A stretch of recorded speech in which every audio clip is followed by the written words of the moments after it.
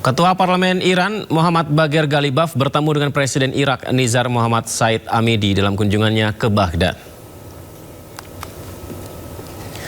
Ketua Parlemen Iran Bagher Ghalibaf tiba di Baghdad pada Rabu pagi. Pertemuan Ghalibaf dengan Presiden Irak membahas hubungan bilateral kedua negara, konflik regional, membahas kerjasama negara-negara kawasan dalam menjaga stabilitas. Ya, pemirsa, sebelum bertemu Presiden Irak, Ghalibaf bertemu sejumlah pejabat Irak lainnya. Dalam menyikapi konflik Iran dengan Amerika Serikat, Irak menyatakan komitmennya untuk terus mendukung Iran, pemirsa. Perang antara Iran dengan Amerika Serikat dan Israel memasuki babak baru. Ketiga negara ini terus galang kekuatan untuk memperkuat militer mereka.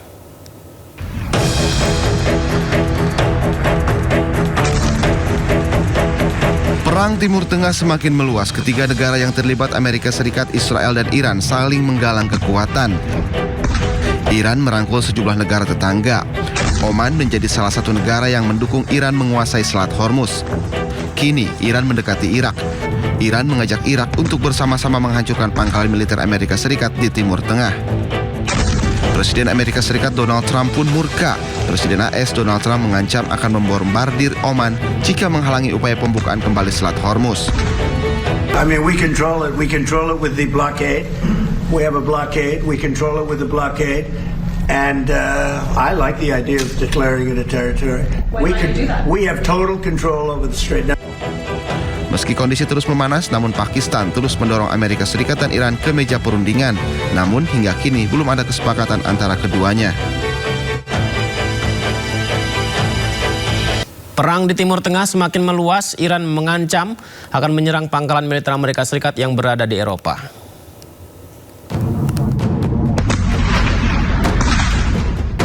Iran mulai pertimbangkan serangan terhadap fasilitas militer Amerika Serikat di Eropa.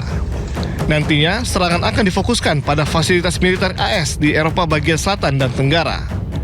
Tindakan ini akan diambil bila AS terus menyerang Iran. Salah satu yang menjadi target adalah Bulgaria, yang telah menyetujui penggunaan pangkalan udara Besmer untuk pesawat pengisian bahan bakar AS. Bulgaria pun telah bersiap menghadapi serangan Iran.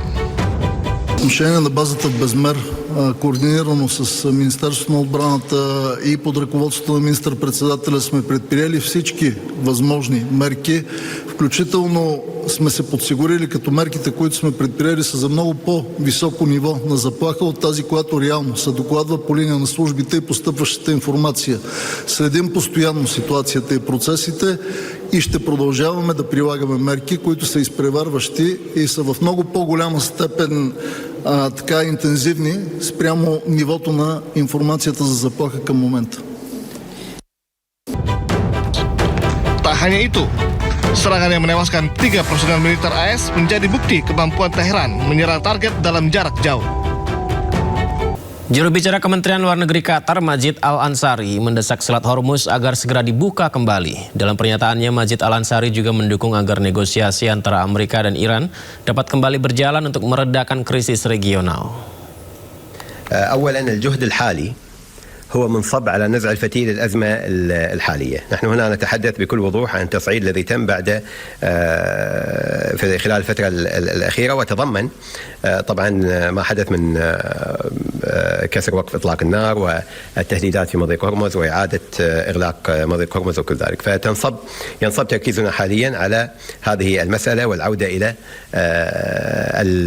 ما ورد في مذكرة التفاهم والعودة إلى المفاوضات بين الطرفين. هذه الجهود طبعا ما زالت مستمرة، ولكن كما تعلمون نحن بانتظار كذلك التوصل إلى اتفاق بين سلطنة عمان الشقيقة وإيران حول المضيق، ما سيمكننا طبعا من كما قلنا العودة إلى إطار المفاوضات. ولكن أيضا يجب التأكيد على أن الأزمة بشكلها الحالي هي تمثل طبعا تهديد علينا جميعا، ونحن لسنا في إطار تطبيق ما ورد في مذكرة التفاهم بشكل طبيعي. خارطة الطريق التي رسمتها مذكرة التفاهم ليس هو ما يتم حاليا.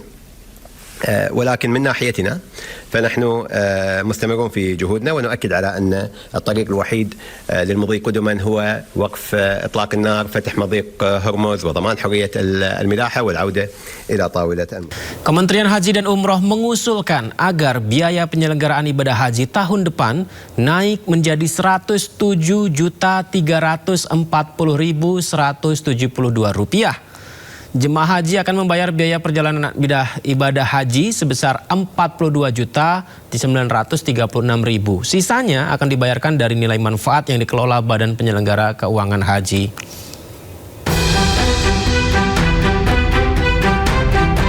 Kementerian Haji dan Umroh mengusulkan agar biaya penyelenggaraan ibadah haji pada tahun 2027 naik menjadi Rp107.340.172. Nantinya jemaah haji akan membayar biaya perjalanan ibadah haji sebesar Rp42.936.068 dan sisanya dibayarkan dari nilai manfaat yang dikelola BPKH. Menteri Haji dan Umroh Irfan Yusuf menyampaikan uang yang dibayarkan jemaah adalah untuk penerbangan dari embarkasi ke Arab Saudi dan akomodasi selama di Mekah. Sedangkan sisa 60% yang dibayarkan nilai manfaat terdiri dari komponen pelayanan akomodasi, pelayanan konsumsi, pelayanan transportasi, pelayanan di Arafah, Musdalifah, dan Mina.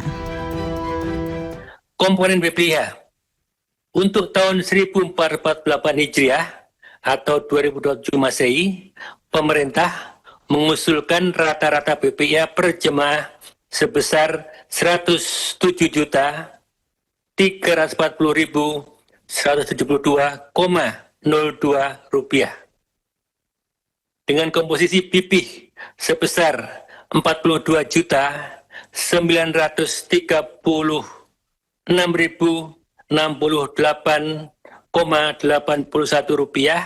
atau sebesar 40% dan nilai manfaat sebesar Rp64.404.103,21 atau sebesar 60%. Irfan menjelaskan BPIH yang diusulkan pemerintah naik karena pemerintah Arab Saudi menghapus layanan di tingkat D. Ia menyebutkan jemaah haji akan naik kelas kelayanan C yang lebih nyaman sehingga harganya juga mengalami penyesuaian. Selain peningkatan layanan, situasi ekonomi global juga berpengaruh terhadap perubahan biaya haji. Pemirsa, warga kategori desil 9 dan desil 10 atau dengan pengeluaran lebih dari 2,2 juta per bulan akan dilarang beli BBM Pertalite mulai akhir tahun ini. Rencana pembatasan Pertalite berdasarkan kategori desil memicu polemik.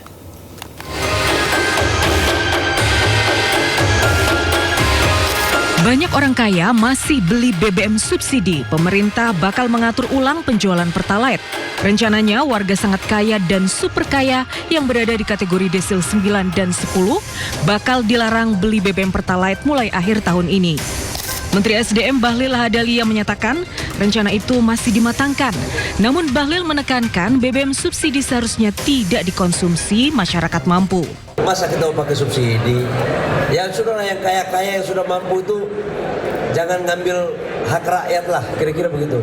Subsidi itu ya untuk saudara-saudara kita yang berat menerimanya. Rencana pembatasan Pertalite berdasarkan desil memicu polemik.